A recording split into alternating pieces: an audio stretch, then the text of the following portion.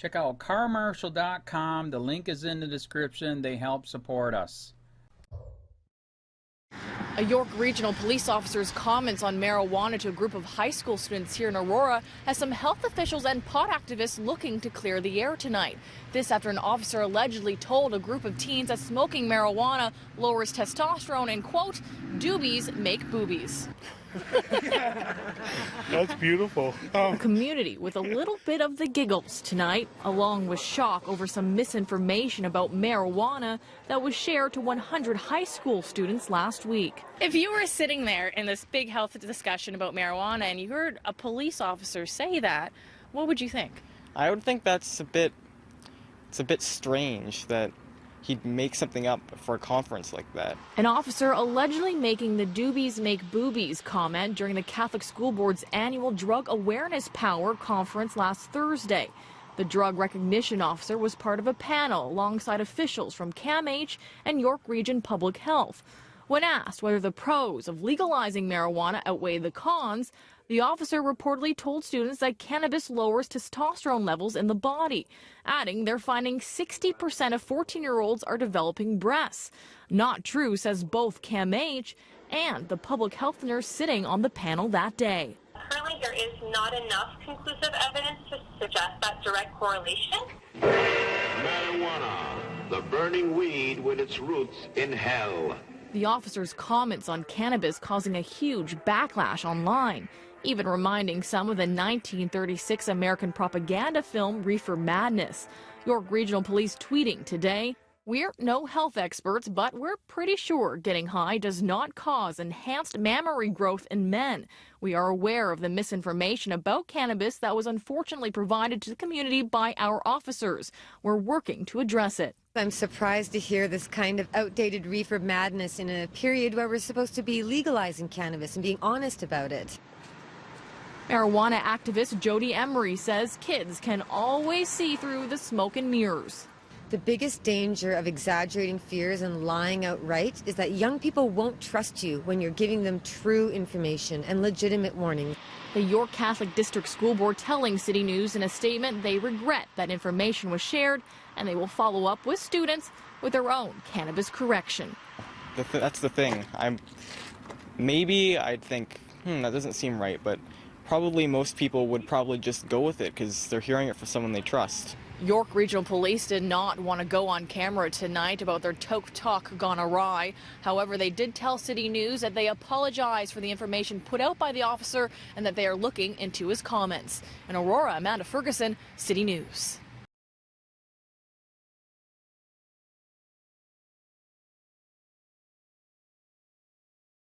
Cops forced to apologize for school program that told kids weed will give you man boobs. By John Vibes, February 25, 2018.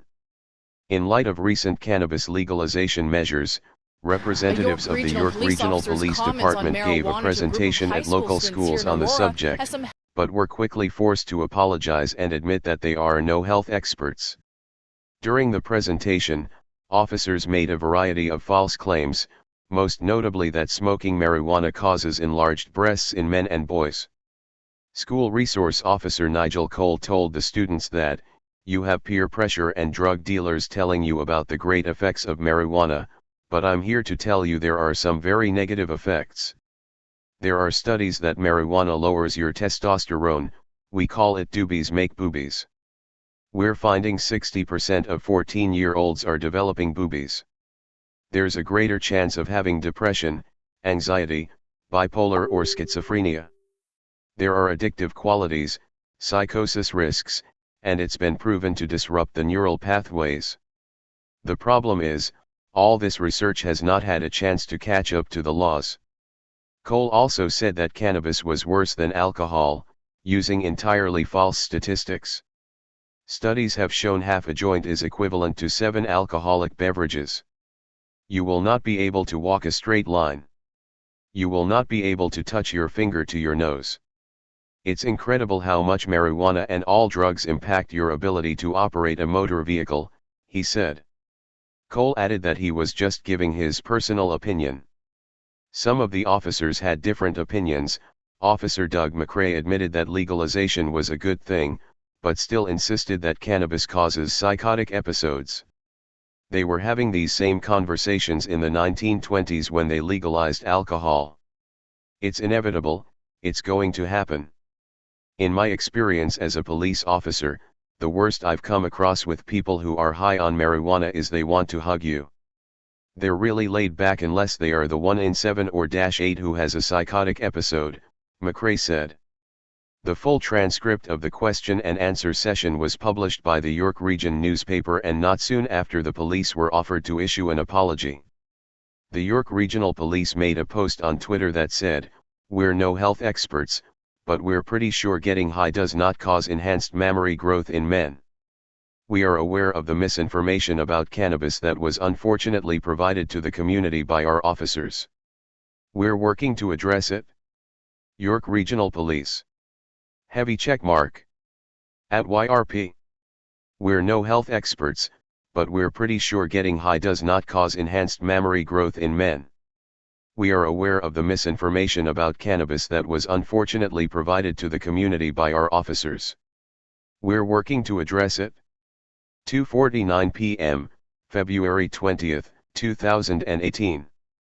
1934. 1028 people are talking about this. Twitter adds info and privacy.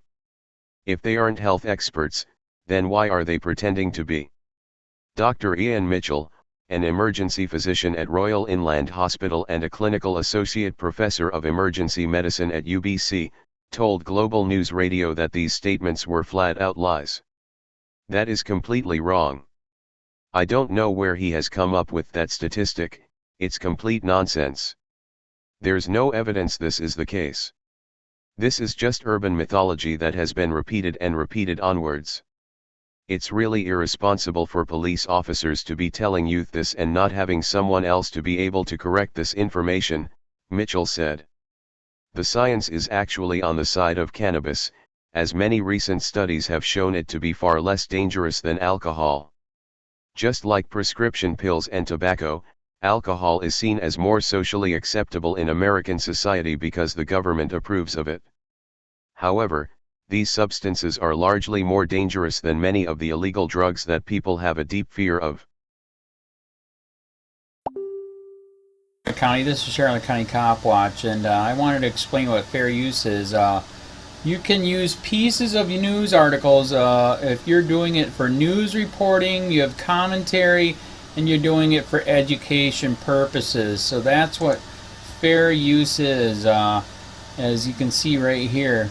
Another reason why I wanted to make this video is to let you know I have just joined with Patreon. A nice thing with Patreon, I make no money on YouTube. They took the money away years ago, and so this is another way to give, and it's a nice thing too because you can give monthly. You can give $1, $5, $10, whatever. I do 4 to 5 hours a day on trying to wake the sheeple up on how corrupt it is and different ways that you can fight the corruption. So Patreon is a way that you can do it, and then of course the old way is still there. Donate to Sheriff County Cop Watch with PayPal or credit card. So keep that in mind. 4 to 5 hours a day. I make no money, but the corruption happened to me and I'm sick of it, so I'm trying to wake people up. But my wife would love it if if we could get some help out there. There's 47,000 subscribers. Just think if each one of you subscribers just gave let's say actually yes, $1 a month. 47,000 subscribers gave $1 a month.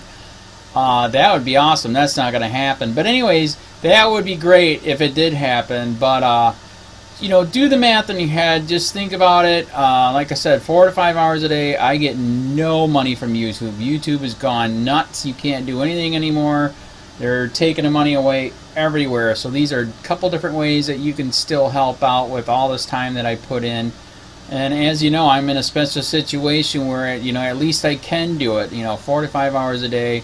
We have a cleaning company during the day. That's what allows me to do this, and we're debt-free. So this is my hobby. I don't go fishing and all that other crap. I try to save the world. So help me out to make the wife happy, man. In fact, if you guys did give $1 a day, and there was 47,000 of you, and you did it, and each of you gave $1, and that was every month, oh my God, yes, I could quit. I could start suing them. Another idea too that we have is, you know, if I got, you know, some funds, we could actually contact everyone that has been ticketed and or arrested and put in jail and start sending them postcards to let them know we're here, and to see if everything went all right, and if it didn't, find out their story. So we could even do more investigations and more lawsuits. Lawsuits take money. So just think about that. You know, 47,000 of you so far right now. You know, $1 a day. I mean, $1 a month on Patreon, or $5 a month Patreon, 10, 20, whatever.